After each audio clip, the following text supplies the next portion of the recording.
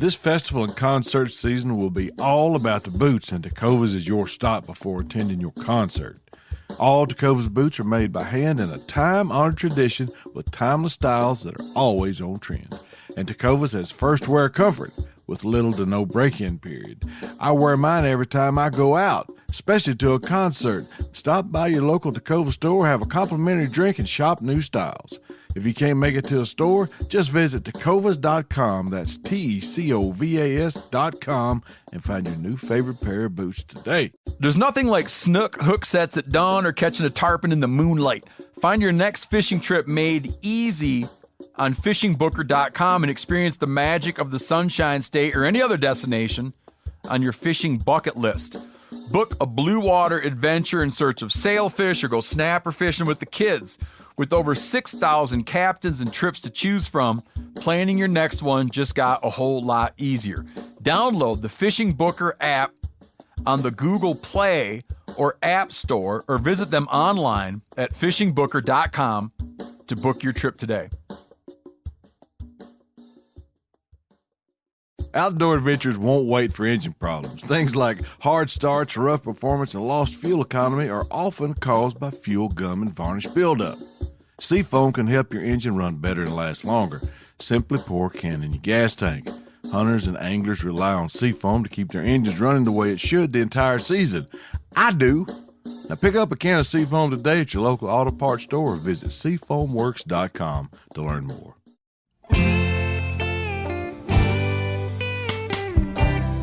Welcome to This Country Life. I'm your host, Brent Reeves. From coon hunting to trot lining and just general country living, I want you to stay a while as I share my stories and country skills that'll help you beat the system. This Country Life is proudly presented as part of Meat Eaters Podcast Network, bringing you the best outdoor podcast the airways have to offer. All right, friends, pull you up a chair or drop that tailgate. I think I got a thing or two to teach you. Duck camp etiquette. It's summertime, so naturally we're going to be talking about cold weather. Really, it's getting close to the time when you plan your duck hunting trips. And if you're using an outfitter, I think you'll get some good out of this. And even if you ain't, I bet there'll be some stuff in here you can apply to just about anything. Y'all get ready for some duck camp etiquette. And I ain't talking about the kind of etiquette that suppresses your inner caveman and keeps you from reaching across the table and snatching up the last biscuit out of the bowl just because you still got some sopping to do. I'm talking about the kind of etiquette that helps you get along with folks you may have never hunted with, maybe in a place you've never hunted before. And since I know a little bit about the guiding business, we're going to talk about how that all applies to duck hunting. What clothes do I need? Can I call to? Can I bring my dog? But first, I'm going to tell you a story.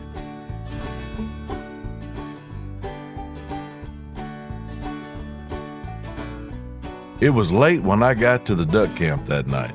I've been working with some other agents at my regular job as a narcotics investigator on a case that required my presence, so I didn't get to leave when I'd planned to. And it was way after midnight when I came rolling in. My brother Tim and I owned and operated Southern Waterfowlers Guide Service near the small community of Raydale, which was located 30 minutes due south of Stuttgart and on the banks of the Arkansas River, right in the heart of Arkansas's world-famous green timber duck hunting. Tim had got there as planned and had everything ready for our guests when they arrived early that afternoon. They done had supper, and he explained to them that because of my job that I was going to be a little late, but not to worry, because I'd be there when the coffee got ready the next morning before we all left out for our hunt. Our lodge was configured where the guests stayed downstairs with the kitchen, living room, and our room was upstairs. We would come and go upstairs without ever disturbing our guests using the second-story screened-in porch entrance, which I was slipping in with all my hunting gear the night this happened. I slipped up the stairs and eased the door open to the living room and stepped inside, letting my eyes adjust to the darkness. The kitchen was next to the living room and separated by a doorway.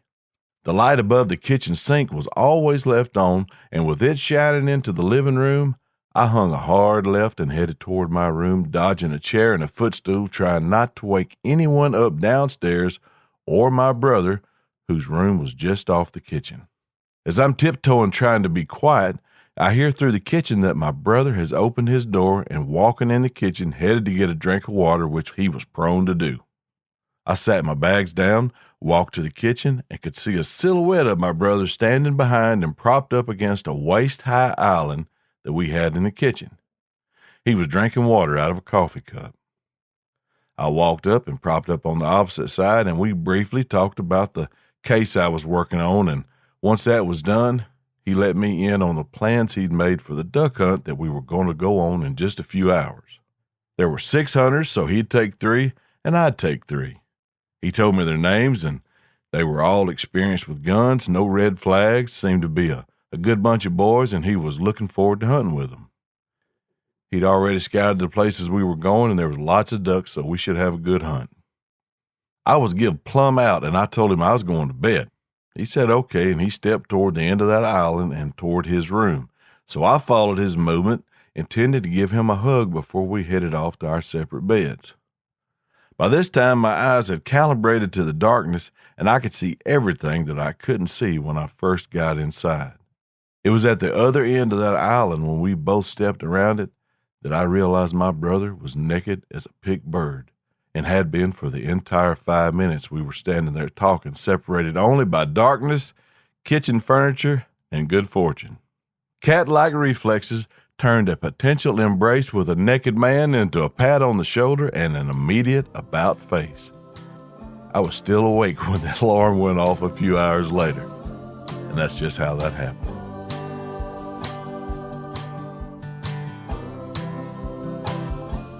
Lots of questions should come up when you're heading out on an adventure, especially if you're using an outfitter or a guide service. Now, I've been running a camera on a few outfitted bear hunts with Claybo, and always my number one issue was power availability to charge my camera batteries. After all, I was there to film, and everybody knows that in outdoor media, if it didn't happen on film, it didn't happen at all. Now, I'm going to talk about coming to the duck camp, but you can apply a lot of this to just about anything if you generalize it just a bit. The answer to all your questions should be addressed with the outfitter themselves. Keeping an open line of communication between y'all is vital to making your trip enjoyable for everyone. I've had clients book a December duck or goose hunt in August when the dates are set and talk to them weekly up until they get there. I've also had others book a hunt and not talk to them again until they needed a ride from the airport. Having been in the business for so long, we grew to expect this and tried to get out in front of all the questions to begin with by sending everyone a list of the items they needed to bring and what was provided. I've looked at several websites for different species of game and types of hunting, and I didn't find one that didn't have a prepared list like we made, or a contact number or email address for questions. So if you get to your hunting spot, ready for your big adventure, and you ain't got what you need, guess whose fault that is? Which reminds me of a story. We had some folks from Wisconsin book a hunt with us that lived in Green Bay. Now, it gets cold up there, brother. And I never think about those boys of Green Bay, Wisconsin, that I don't hear John Facenda, the narrator of NFL films, say, "The frozen tundra of Lambeau Field." Except John Facenda never really said that.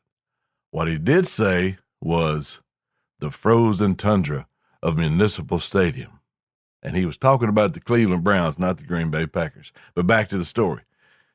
Those folks not only lived on the frozen tundra, they went to the football games at Lambeau Field in the winter when it was below zero. Get this, they also duck hunted on the frozen tundra and had experienced cold like I had never known in my life. I picked them up at the airport, got them to the camp, and we checked them in, got their bags in the rooms, got their shotguns squared away, and began to visit while waiting for supper to get ready. I thought it was odd that the main topic of concern for them, having just come from the frozen tundra, was how cold it was in Arkansas. A big Arctic cold front had pushed in, dropping the temps below freezing for highs and forecasted to get progressively colder with highs in the teens and lows in single digits for the duration of their 3-day hunt. Now, I don't know about y'all, and I don't really care to hear everybody that lives up north tell me their "if you think that's cold" stories. I do think that's cold, and I don't live up there for that very reason. But apparently, these boys had it in their heads that they were coming to the Bahamas to duck hunt. They didn't bring coats, long-handled underwear, or insulated waders. And even though the severity of that cold front was abnormal, for the love of humanity, cheeseheads, you're still outside in North America in December. So, we busted our hind ends finding coats and borrowing waders and clothes from every place we could find to keep those cats from going back home looking like old Hatchet Jack and Jeremiah Johnson. Now, in their defense, not everyone had access to the internet like they do now, and they just assumed that since they were coming south, that it was going to be warmer from where they came. It was not. We got them some clothes, and boy, did we kill some ducks. So what does that tell you? Ask your outfitter and come prepared. Every state that I've ever been in will have someone say, "If you don't like the weather, just hang around 15 minutes and it'll change." Well, you need to be prepared to change with it. Choose wisely and bring layers. It's easier to take them off if you get hot and add them if you get cold. Setting yourself up for one type of weather is dumb unless you're going to the tropics or the Arctic. Those two extremes are pretty well a safe bet as far as what kind of drawers you're going to need. I asked an outfitter in Saskatchewan one clear, cloudless day before we left in a boat to head to a bear bait, "Reckon I'm going to need this rain gear?" He looked at me with the expression I'm sure I had when those boys from Wisconsin quizzed me about when it was going to warm up, and I said March. He went back to putting gear in the boat, and he said, "This is northern Saskatchewan. It rains up here somewhere every day." I took it with me. In less than an hour, I was putting it on in a downpour that came out of nowhere and watching him smiling at me while I did it. The difference between me and the cheeseheads was I asked.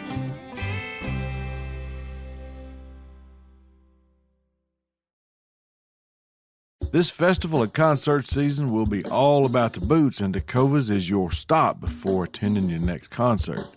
Tecovas has seasonal and limited additional offerings this spring, including men's and women's boots, apparel, hats, bags, and more. All Tecovas boots are made by hand in a time-honored tradition with timeless styles that are always on trend. And Tecovas has first wear comfort with little to no break-in period. It's hard to find this level of comfort paired with this level of style. Plus, their direct-to-consumer pricing keeps value on your feet and money in your pocket. I never go to a concert without mine, and it was all they could do to keep me off the stage. Stop by your local Tecova store, have a complimentary drink, and shop new styles. The smell of fresh leather and friendly staff are at your service. Many stores have leather custom branding to make your boots truly personalized. And with regular live music and events, there's no in-store experience like it. If you can't make it to a store, just visit tecovas.com. That's TECOVAS.com and find your new favorite pair of boots today. We've all seen plenty of gadgets and fads come and go, but there's one product that stood the test of time: Seafoam motor treatment. Now, lots of hunters and anglers know that Seafoam helps engines run better and last longer. It's really simple. When you pour it in your gas tank, Seafoam cleans harmful fuel deposits that cause engine problems. I'm talking stuff like hard starts, rough engine performance, or lost fuel economy. Seafoam is an easy way to prevent or overcome these problems. Just pour a can in your gas tank and let it clean your fuel system. You probably know someone who's used a can of Seafoam to get their truck or boat going. You do know someone. Me. I've been using it for years. Really. People everywhere rely on Seafoam to keep their trucks, boats, and small engines running the way they should the entire season. Help your engine run better and last longer. Pick up a can of Seafoam today at your local auto parts store or visit seafoamworks.com to learn more. You ever get that feeling you're stuck inside staring at screens and a primal urge kicks in? You crave wide open spaces, fresh air, the chance to connect with the land. Well, maybe it's time to find your own piece of the wild, but searching for property can be a maze. That's where land.com comes in. They got millions of listings across the country, from mountain ranches to hidden fishing holes. Their search tools are like a seasoned guide helping you narrow down what you want. Land.com isn't just about buying and selling. It's about finding a place to hunt, fish, explore, or simply sit by a campfire and listen to the crickets. So head over to land.com today to turn one day into today, because trust me, there's nothing quite like the feeling of standing on your own piece of earth. What about calling? What about calling? I'll tell you about calling. Calling ducks into the decoys for folks that can't do it is the closest thing I'll ever know of what it was like to be Elvis. Telling your hunters to be still, get ready, and blowing a series of calls at the correct time and volume to get a big group of ducks lighting in the decoys feels as good as when your mama hugs you. I started calling at an early age under the mentorship of my older brother Tim, and I practiced year-round.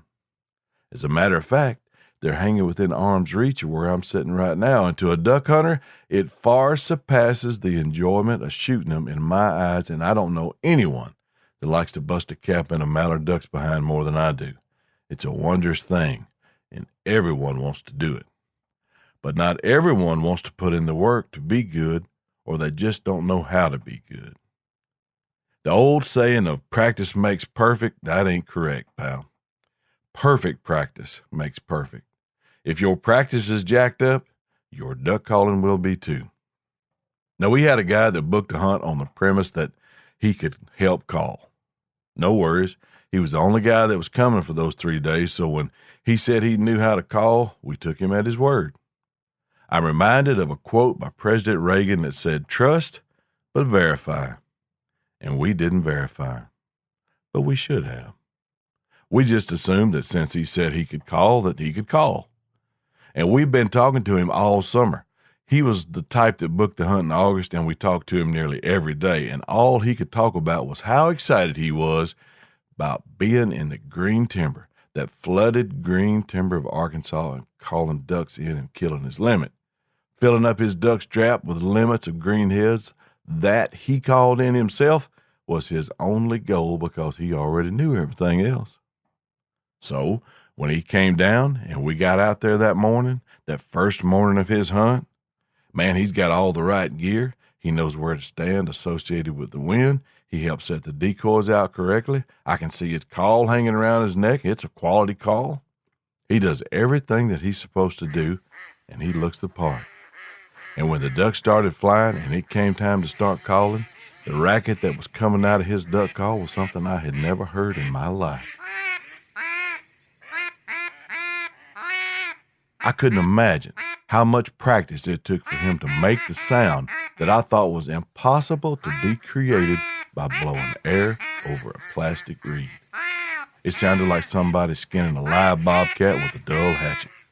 Tim and I looked at each other, and I thought he was kidding. I thought he's playing a trick on us. But it was obvious after a minute or two that not only was he not playing a trick, but he also did not know how to call ducks as he'd previously claimed. So after he flared the second bunch of ducks out of the hole and looked at us like a calf looking at a new gate trying to figure out what was wrong, he was standing over there by Tim, and I asked him, I said, "Hey man, have you ever had your call pitched?" He said, "No, I don't guess I have. Do I need to have that done?" So my brother said, "Yeah, let me see it. Take it off your lanyard." So the fella took it off his lanyard, handed it to Tim, and Tim pitched it to me, and I stuck it in my pocket. And I said, "Buddy, if you want to kill some ducks, let me keep this here and we'll shoot some. And then when we get done, we're going to teach you how to call them." And that's just what we did. So if you've a mind to be calling ducks when you get to your outfitter or club, don't be surprised if they ask you to call before y'all go hunting. The biggest mistake folks make is actually not the sound that they make, although that is important, but the biggest mistake they make is when they make the sounds. I've hunted with callers that like to hear themselves call more than they like to call ducks, and knowing when not to call, that may be more important than knowing when to. I'll tell you, this next item on the list was more contentious than just about anything else we dealt with during our guiding career. And while only a few folks ever requested it, it caused the most problems and hurt feelings. And I shudder now thinking about it, and that was when a potential client asked, "Can I bring my dog?" Oh, Lord, here we go. I'll tell you this, nothing makes a good hunt great faster than a well-trained, obedient retriever. I've had one of the best I've ever seen. Her name was Anna. She was black as the ace of spades and lived with us for 13 years. And when she died, I thought I was going to die too. She was something special and retrieved no telling how many ducks, thousands. On the other hand, nothing will ruin a great hunt quicker than a dog that ain't trained. Allow me to pontificate. This group of hunters came to us from the Atlantic coast. They duck hunted a lot out there, but the hunting conditions where they were was quite different than it was in Arkansas. They were lucky if they shot a few wood ducks here and there where they lived. They never had the numbers of ducks working into the decoys like we did in Arkansas when they brought their dog for the first time. We had fully vetted these folks on how good this dog was. They talked about his pedigree. They did demonstrations with him when they got there to the camp on how good this dog was. And man, he performed like a champ, for real. He did everything that boy told that dog to do. When he told him to do it, I mean, he was an absolute monster. And they also hunted him in hunt tests, and he did really well. But when we got in that flooded green timber and groups of 20, 40, and 50 ducks started working around the hole and coming in and calling, the water sloshing and shooting, man, it was more than that dog could stand. He was whimpering, whining, barking loud, breaking off the stand, running out in the decoys, and when the ducks started coming in, and that's dangerous for everyone, especially the dog. He can mess around and get shot, and the other hunters were looking to hang that dog and his owner. It's really nothing against the dog. He had just never experienced anything like that. He had seen all the hunting scenarios and the hunt tests that he'd been in, but he had never experienced the real thing. And man, I'll tell you, I about lose my mind every time a big group of ducks starts working and coming into the decoy, so I get it. He was excited, and he just couldn't help it. He just needed exposure to it, and the wrong time to expose him to it is when you got a group of folks paying to hunt, and the only thing that's keeping them from being successful is your dog. So, what we wound up doing was taking his dog and the stand and the hunter and moving them back like 30 or 40 yards away from where the decoys were. And we would work the ducks in, shoot them, and then bring the dog up and let him retrieve the ducks. They were there for 3 days, and that was the first morning we hunted. We retrieved our own ducks the last 2 days. There's so many things to consider when bringing a dog on a guided hunt. Number one, is the dog trained? Does the outfitter have space available for a dog? Just because it's a duck camp doesn't mean it's open range for labs to roam all over, digging in folks' stuff and leaving Purina landmines behind the couch. Yours and mama's baby might be able to do that at home and sleep into bed with you, but it'd be a rude surprise for both of you if after you get permission to bring him and you get to camp and you find out all the dogs stay outside in the kennel. Ask yourself this question before you consider asking about bringing your dog. Will he be an asset to everyone's hunt or a liability? It's that simple.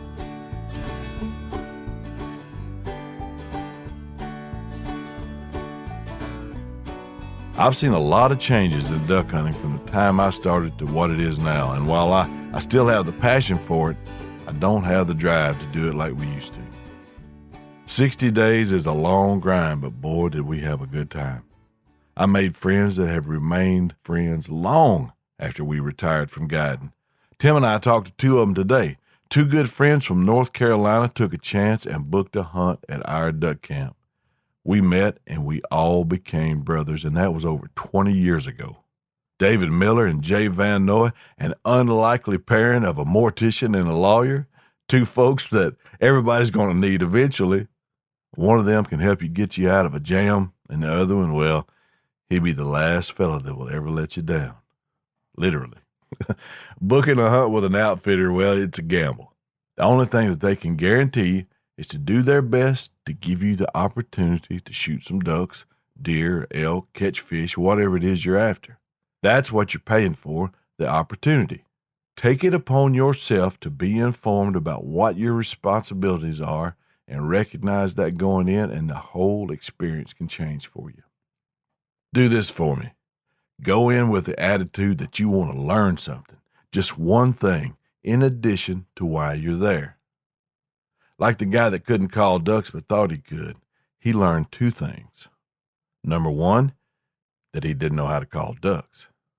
Number 2, that killing a full strap of greenheads paled in comparison to the group of ducks that he called in by himself and lit in the decoys. On the last day of his trip, Tim and I had our limits and had unloaded our shotguns and was letting him do it all by himself.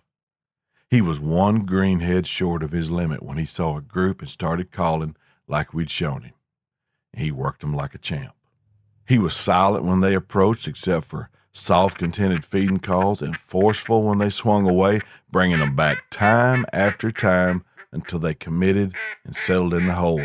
They were landing all around him and us, and he never fired a shot. I will never forget it. The ducks eventually spooked and exploded out of the hole, and he never reached for his gun. We were silent, watching him watch all those ducks fly out of sight. They'd been gone 10 seconds before he moved, and with tears of joy in his eyes, he looked at me and Tim and said it was the most beautiful thing that he'd ever seen. And I have to agree, it was pretty sporty, and we was awfully proud of him.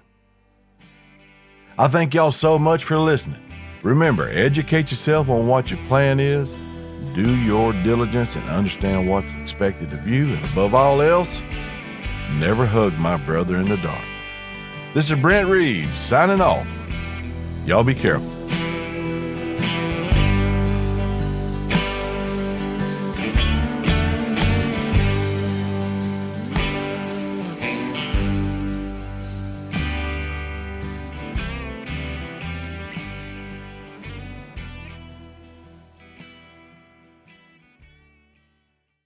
This festival and concert season will be all about the boots, and Tecovas is your stop before attending your concert. All Tecovas boots are made by hand in a time-honored tradition with timeless styles that are always on trend. And Tecovas has first wear comfort with little to no break-in period. I wear mine every time I go out, especially to a concert. Stop by your local Tecova store, have a complimentary drink, and shop new styles.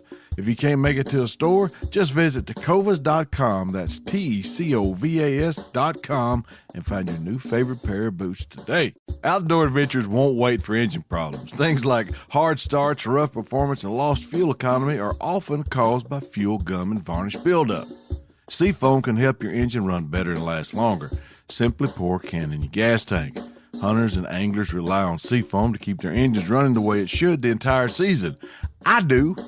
Now pick up a can of Seafoam today at your local auto parts store or visit seafoamworks.com to learn more.